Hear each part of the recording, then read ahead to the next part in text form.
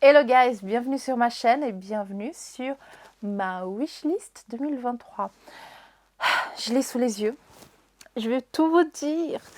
Alors, je ne voulais pas faire de wishlist parce que je dirais que je ne suis pas une personne qui va respecter les wishlists. Ça veut dire que je vais voir un truc qui n'était pas du tout prévu et je vais l'acheter. Donc ça veut dire que je suis quelqu'un de plutôt compulsif. On peut dire ça. Mais c'est vrai qu'il y a des sacs qui sont en train de me travailler dans la tête. Et je me dis, oui, j'aimerais t'avoir dans ma collection. Petite chose jolie, chère, délicate, rare pour certains. Mais voilà, du coup, je voulais partager ma wishlist avec vous. Je ne sais pas si vous êtes aussi du genre plutôt à faire de wishlist et vous dire, voilà, cette année, je vais acheter ça, ça, ça, respecter, calculer, projeter et tout. Ou si vous êtes un peu comme moi, vous vous dites YOLO, si je trouve un truc qui me plaît, j'achète. Si je trouve un truc qui me plaît, ouais, vous faites comme... Voilà, vous décidez sur le moment. Des fois, je me dis, en fait, à chaque fois, je me disais, j'ai pas envie de faire une wishlist parce que c'est comme si je gravais dans la pierre ce que je voulais acheter. Et ça me stresse. Donc voilà, vous savez, si vous avez regardé mes précédentes vidéos, vous savez que je souffre d'anxiété. Et du coup, je sais pas, à chaque fois je me disais ça, mais en fait j'arrive à un stade de ma vie, non, de ma collection plutôt, où je me dis, j'ai un zilliard de sacs, ça mériterait peut-être aussi une vidéo, un zilliard de sacs que je n'ai jamais portés. Ça veut dire que je dois les avoir, il y a des sacs, je les ai depuis 5 ans, je les ai jamais portés. Ils sont là. Un jour, l'heure arrivera où je me dis, c'est ce sac qu'il me faut. En attendant, ils sont en stand-by. Donc en fait, je me dis, j'ai beaucoup trop de sacs. Ça représente des fois, ça m'arrive 2-3 fois par année. Ça mériterait peut-être aussi une vidéo où je fais des crises d'anxiété, où je regarde tous les sacs que j'ai, tous les habits que j'ai, etc. Où je me dis, t'as trop d'affaires, tu les portes pas, tu portes toujours les mêmes choses, vends-les, prends l'argent, paye, enfin mets dans un compte épargne ou pars en vacances ou que sais-je, mais débarrasse-toi de toutes ces affaires parce que ça te rend mal, tu t'es pas bien parce que tu as trop d'affaires. Et des fois, je me dis, je vais vendre, je vais me débarrasser. Mon mari, à chaque fois, il me dit, non, non, attends, quelques jours, ça va passer. Oui, ça finit toujours par passer, mais oui, avoir autant de choses, c'est pas bien. Voilà, je pense que je serais aussi heureuse, voire plus heureuse en ayant moins de choses. Là, je regarde, en fait, je suis en train de faire mon dressing. Là, vous voyez derrière moi, il y a déjà une partie, ça va être le côté sac, il manque encore des tiroirs parce qu'il n'y en avait plus, sold out et tout. Du côté où, voilà, en face de moi, c'est tout le côté penderie et tout. Peut-être que je ferai un petit tour si ça vous dit, mais voilà, j'essaie d'organiser les choses parce que j'ai beaucoup d'affaires. À chaque fois, c'était jeté par terre et tout, et puis c'était un peu l'angoisse. Enfin bref, tout ça pour revenir sur le fait que j'arrive à un point, 3 minutes après, je reprends ma phrase, où j'ai beaucoup de choses, et là je me dis, ah bah il me manque telle couleur, ou tel modèle, ou tel ci, ou tel ça. Vous savez que je suis quelqu'un qui collectionne de la maroquinerie depuis 10 ans. J'ai plutôt... voilà, moi je préfère plutôt les sacs vintage. Je vais moins acheter les sacs un peu trendy, les trucs qui sortent et qui vont disparaître au bout de 6 mois, ou etc. Donc je suis plutôt pour investir dans des pièces intemporelles. Et il est vrai que je suis en train d'atteindre ma limite. Ça veut dire que j'ai X modèles, X couleurs, X matières, et à un moment donné, ça va aller. C'est bon, tu vas pas commencer à faire tous les dégradés de bleu, tous les dégradés de rose, etc., etc., parce qu'après, on va juste pas s'en sortir.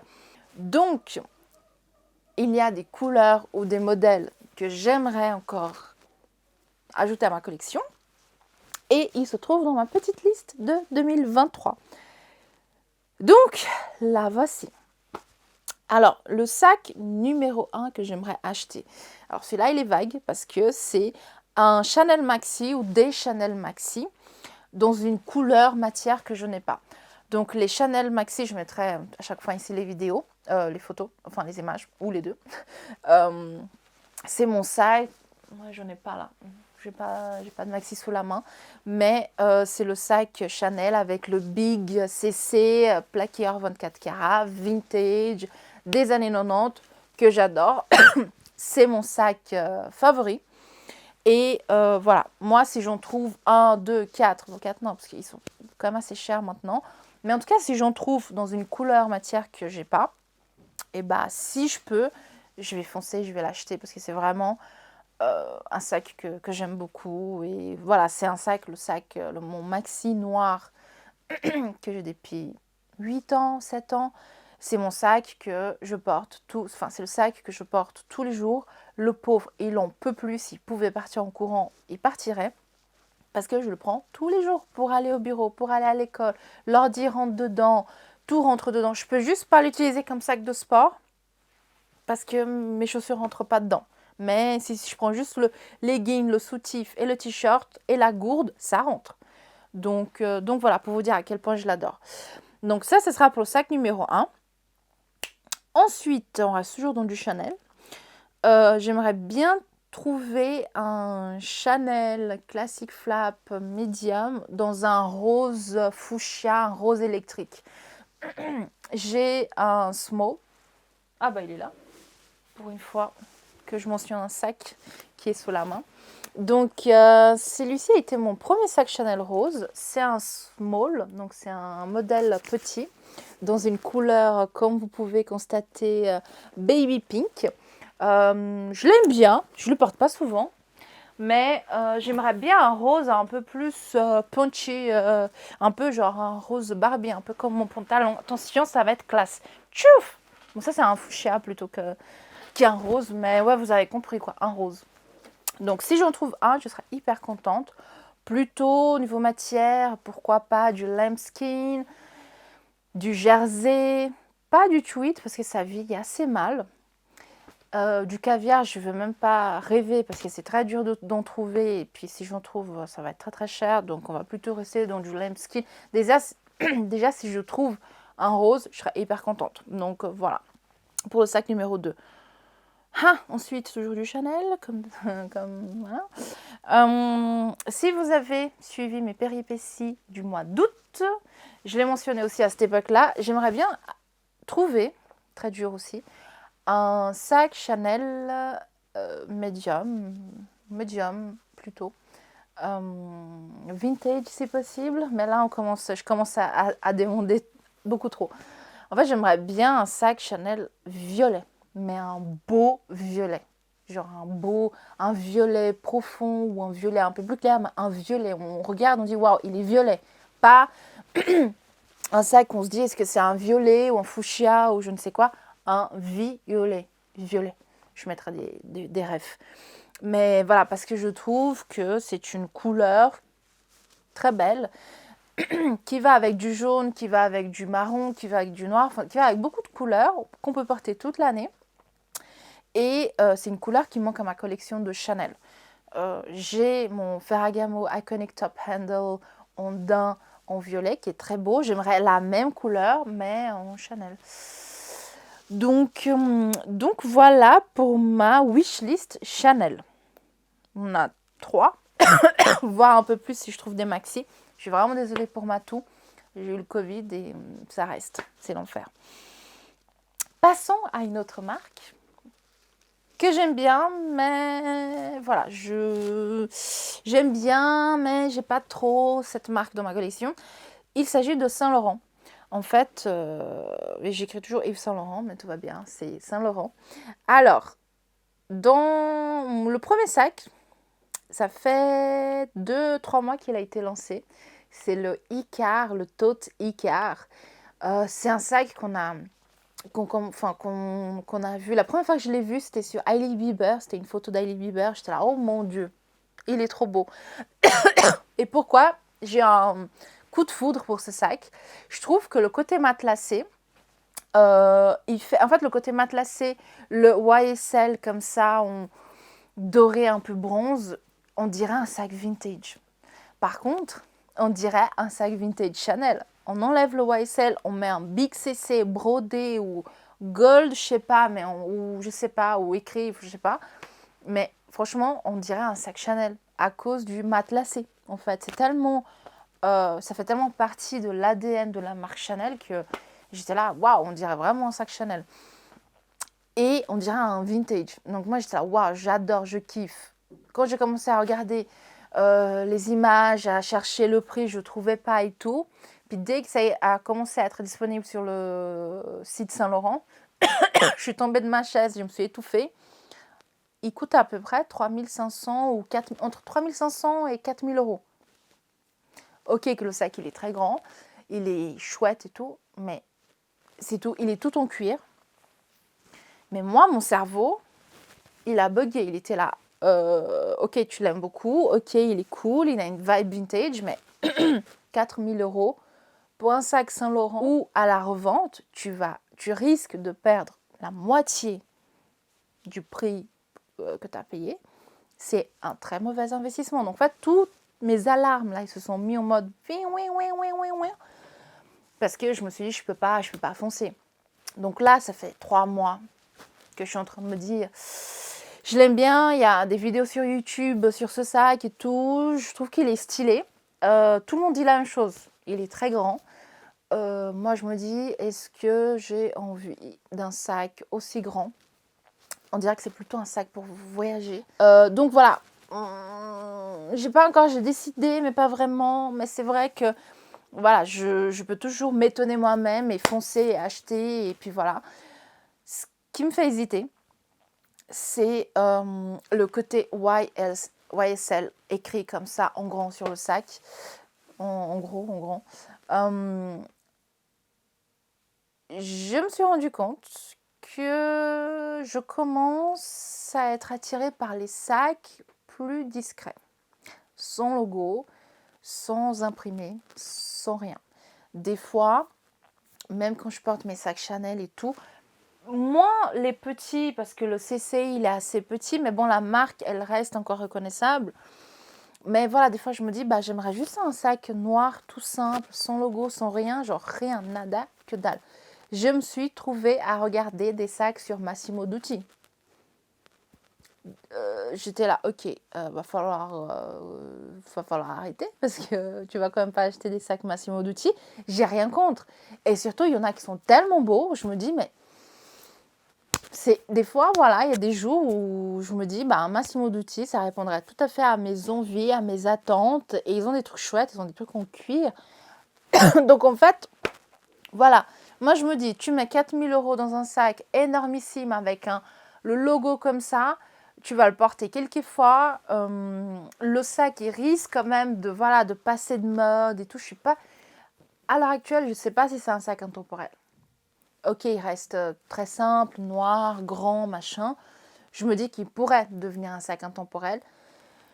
Mais le YSL, il est quand même assez gros dessus. Donc voilà, mes réserves, mes peurs financières, stylées, mentales et tout. Donc voilà. Et aussi, ça fait depuis un bon moment, je porte plutôt des petits sacs, crossbody, un truc où j'ai pas besoin de porter, j'ai pas besoin d'être là en mode... voilà, je suis plutôt en mode praticité. Praticité? Praticabilité? Non, praticité. Un truc pratique. Ou on met crossbody, limite tout petit, on y go, on se fait pas, voilà, on s'embête pas. Donc, je suis pas sûre pour le car, mais en tout cas, il est dans ma wishlist, on verra.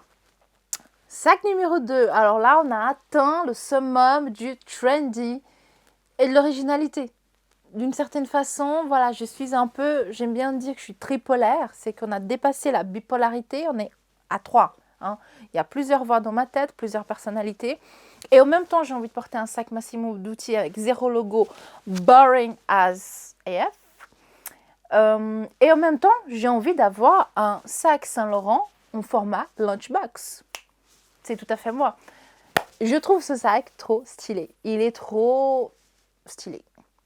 Il est hyper original. On dirait un Happy Meal. Vraiment, on dirait un Happy Meal. Saint-Laurent. Attention, parce qu'on ne mange pas n'importe quoi. Et je trouve ce sac, il est trop stylé. Je l'adore. Il existe en brun et en noir. Moi, je suis plus noire que brun comme fille. Donc, je me dis, franchement, ça ne m'étonnerait pas. Je vous avoue que pour Noël, j'ai failli craquer. Je suis allée sur MyTheresa, j'ai vu qu'il était à 1 500 € par là, 1 400.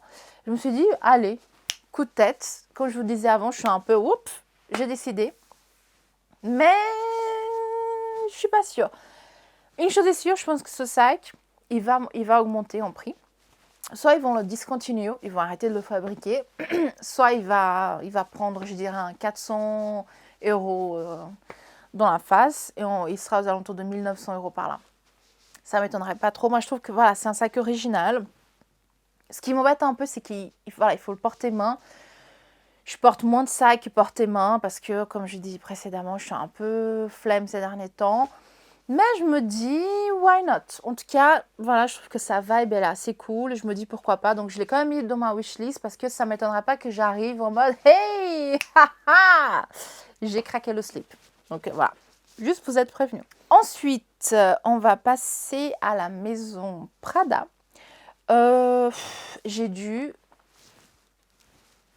me concentrer, me retenir pour pas craquer. Il s'agit du sac Prada Cleo Maxi. Attention, le Maxi. Le Prada Cleo a été lancé il y a quoi, 1 an et demi, bientôt 2 ans, peut-être, ouais, plutôt 1 an et demi. Et quand j'ai vu ce sac pour la première fois, je me suis dit, waouh, il a une vibe encore, hein, une vibe un peu vintage, petit sac de grand-mère, années 40-50, sous le bras comme ça, tchac-tchac, tout fin. J'aime bien les sacs qui sont assez gros parce que voilà, j'ai une morphologie où voilà, je suis pas toute fine, toute menue. Et je me suis dit, j'aime bien, mais j'achèterai pas ce sac parce que il va être ridicule, il va être sous mon gros bras là et on va plus le voir le machin. Et du coup, voilà, il m'a jamais trop excitée. Et là, je vois qu'il lance la version maxi. Alors là, moi, je suis rentrée en stress total. J'ai commencé à chercher des photos partout. Et je trouve, là je mettrai les photos que j'ai trouvées de Birkin Boy, je crois. C'est incroyable, genre c'est le côté oversize en même temps, super simple. Ok, on a toujours le petit logo Prada et tout, mais je trouve qu'il est simplement canon. C'est français ça? Il est simple. Le cuir, on voit que c'est un cuir très lisse, très délicat aussi, attention, ça se voit. Tu le regardes, tu l'as déjà griffé 10 fois. Je trouve que voilà, c'est juste un hobo bag, genre c'est juste un sac, un trou, un récipient, un machin où on jette des choses dedans. Et en fait, je me suis dit, mais je le veux pour Noël. Donc, j'ai commencé à regarder de partout. Je crois qu'il est à peu près à 2800, 3000 €. Et encore une fois, comme pour le Icar, bing, bing, bing, bing, alerte. As-tu vraiment envie d'investir 3000 balles dans un sac que tu garderas peut-être toute une vie ou peut-être juste une saison et quand tu vas le revendre, tu vas perdre 50%? Non, la réponse est non. Clairement, j'ai pas envie. En plus, pour 3000 €, j'arrive à m'acheter un Chanel, voire 2. Donc, c'est ça qui est un peu chiant quand je veux des sacs neufs, c'est que je me dis, bah pour ce prix-là, je pourrais avoir 2, 3, 5 ou un vintage. Et ça devient très difficile, ça devient compliqué dans ma tête. Et aussi le côté revente. Est-ce que j'achète des sacs pour les revendre? Non, bien sûr que non. Par contre, j'ai quand même envie de me dire que si j'achète, je change d'avis, je ne sais pas, j'ai un pépin financier, que sais-je, je le revends, je récupère ma mise de départ, voire plus. J'ai pas envie de perdre 50% dessus, ça fait trop mal. Surtout quand on porte tout le sac que quelques fois, donc il n'y a même pas un amortissement qui a été fait.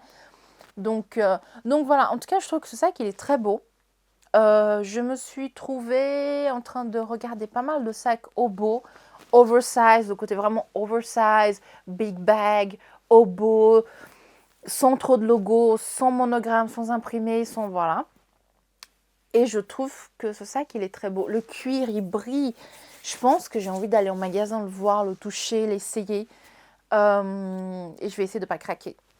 Mais voilà, il y a aussi le fait que le cuir me paraît très délicat.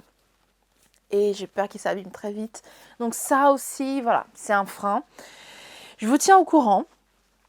Voilà, je l'aime beaucoup, mais mon porte-monnaie, mes alertes, ils me disent non, franchement, regarde pas. J'ai même arrêté de regarder des photos parce que j'étais trop excitée. J'étais là, il me le faut. Je m'envoyais déjà avec mes manteaux et tout, et le sac, et bref.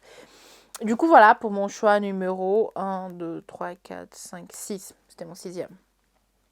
On rechange de maison, et là, on va chez Gucci. Euh, hmm, Alessandro Michel qui quitte la maison, on en parle. C'est trop. Quand j'ai appris ça, j'étais au bout du scotch. Je me suis dit, en fait, je détestais Gucci. Je trouvais, bien sûr, comme Louis Vuitton et d'autres marques, Gucci a eu énormément.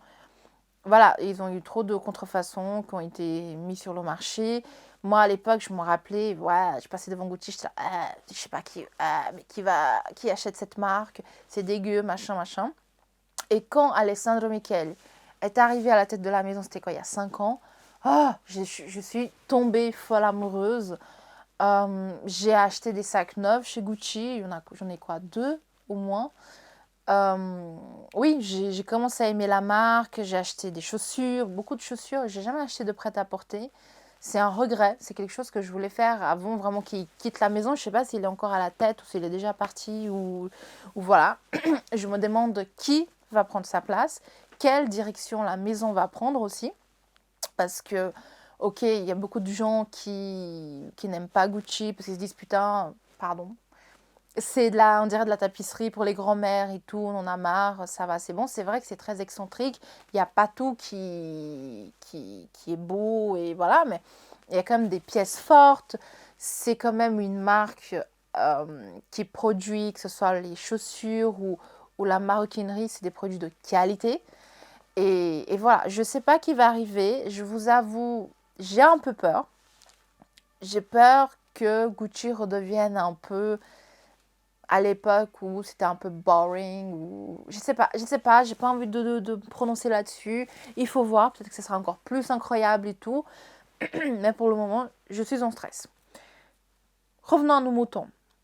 Le sac que j'aimerais de chez Gucci, il est là depuis 2 ans, je dirais.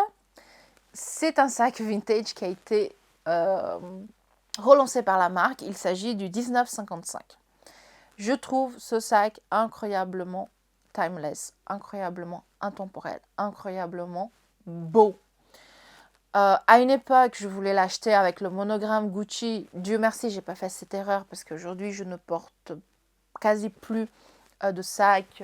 Voilà, là, il y a un diamant. Celui-ci, c'est un sac que j'ai offert à mon mari. Mais voilà, je porte plus trop de sacs avec le monogramme. J'ai plutôt envie d'avoir de sacs un peu plus discrets et tout. Donc Dieu merci, je ne l'ai pas acheté. Par contre, en noir, je le trouve magnifique. En bordeaux, il est canonissime. Marron, c'est pas trop ma couleur, donc non. Mais en tout cas, voilà, noir ou bordeaux, j'avoue que ça me travaille depuis fort longtemps, depuis même quelques années. Je suis un peu dégoûtée parce qu'à l'époque où j'hésitais un peu, je crois que les prix étaient aux alentours de 2500, 2800 euros. Là, on est déjà à 3100, donc avec les augmentations de prix. Et du coup, je me dis, bon, bah, ça me pète un peu les pieds. Mais voilà, je sais que la qualité sera au rendez-vous. Et il n'y a pas de GG, de monogramme dessus, c'est le Horsebeat. Donc c'est beaucoup plus aussi intemporel. Et c'est un sac que je me vois très bien porter quand j'aurai 85 ans et que je serai là toute stylée avec mon sac Gucci, mes manteaux en fausse fourrure, etc. Donc pour cette raison-là, ça reste quand même, oui, 3000, ok, on parlait de Prada, de Saint-Laurent et tout, mais pour moi, le 1955, c'est vraiment un sac intemporel et très beau pour le daily, voilà, pour tous les jours et tout. Donc c'est pour cette raison qu'il se retrouve dans ma petite wishlist. Je suis désolée, cette vidéo, elle est hyper longue, mais voilà, on a abordé plein de sujets et tout. Dites-moi ce que vous pensez de cette liste, s'il y a des sacs que vous aimez, que vous avez peut-être déjà dans votre collection. C'est toujours cool d'avoir des gens qui me disent « Ah, j'ai ce sac, c'est bien pour telle raison, c'est pas bien pour telle raison. » Parce qu'au final, en fait, un sac, on se rend compte si il est vraiment fait pour nous une fois qu'on l'a porté. Et puis qu'on se dit, bah, c'est un peu comme une voiture, on fait un test drive et puis on voit les pour, les contre et après on peut se dire, oui, bon, il y a ça qui est bien, il y a ça qui est pas bien. Donc voilà, en tout cas, j'espère que vous avez aimé cette petite vidéo. Je vous donne rendez-vous à la semaine prochaine, en tout cas à la prochaine vidéo, pour de nouvelles aventures. Je vous fais des gros bisous et je vous dis à la prochaine. Bisous, bisous. Ciao, bonne journée.